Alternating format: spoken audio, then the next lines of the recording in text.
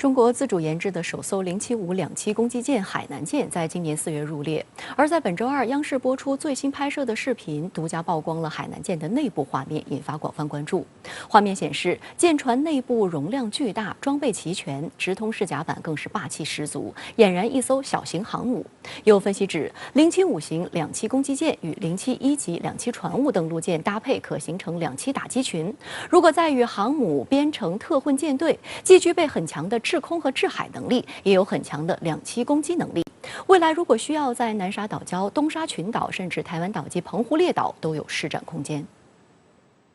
那么走进这艘舰艇呢，给我的第一印象就是高，它的高度有15层楼那么高，和我们现役的海军航空母舰、山东舰和辽宁舰的高度几乎是一致的。从央视播出的画面可以看到，记者在登舰时，先要在码头岗亭检测体温和消毒，之后才能通过舷梯登上海南舰。在登舰后，通过一道道走廊，先参观的是海南舰上专门用于停放车辆和气垫船的车辆库与坞舱。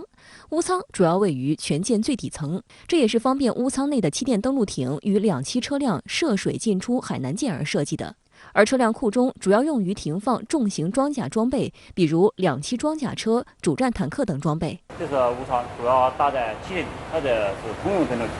这地方是车辆库，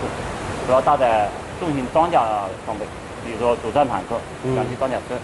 通过镜头可以看到，海南舰无论是坞舱还是车辆库，空间都比较宽敞。虽然出于保密因素，没有出现这两个可以推测海南舰两栖作战力量潜力舱室的全貌，但从局部镜头中依旧能感受到舱室的宽大。比如在某个镜头中，车辆库中就展现了以密集队形停放了多辆两栖装甲车的场景。在车辆库中，镜头还专门给了海南舰舰徽一个特写，并由海南舰舰长吕永军专门讲解了海南舰的舰训。舰训是忠诚无畏、精武善战，体现一个联合作战的元素，两栖攻击舰、舰载直升机、气垫艇、坦装。而在参观完最底层的坞舱和相邻的车辆库以后，吕永军舰长就带领记者通过车辆库的货物升降梯上升到了机库。这个连接车辆库与机库的货物升降机大约有20个平方大小，可以方便地将直升机配件、弹药、货物、设备等运送到机库内。同样的，海南舰的机库因为也是能体现出075型两栖攻击舰航空作战力量的重要舱段，并未在节目中展现全貌，连能体现机库局部高低的镜头都没有出现。但在其中一个镜头中，可以清晰看到机库地面上有数字11和停机位中心线的标记，因此可以推断075两栖攻击舰的机库中至少拥有11个直升机停机位，而且是能满足直八停放的大型机位。通过吕永军舰长介绍得知，海南舰的机库中装有前后2部升降梯，可直升甲板。一个是前面有一部舷内升降机，后面有一部尾部升降器，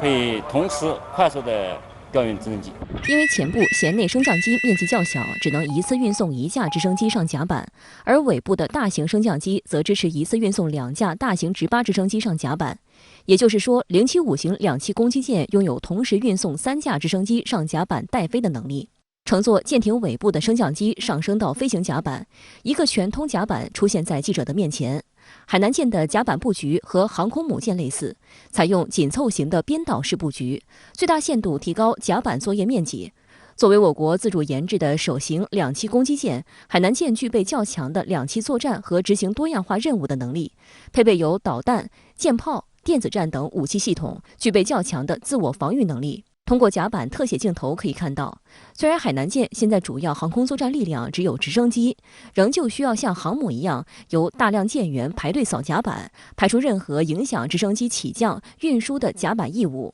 而与航母舰员一样，两栖攻击舰的甲板人员服装也按照职责不同而采用不同颜色来表示。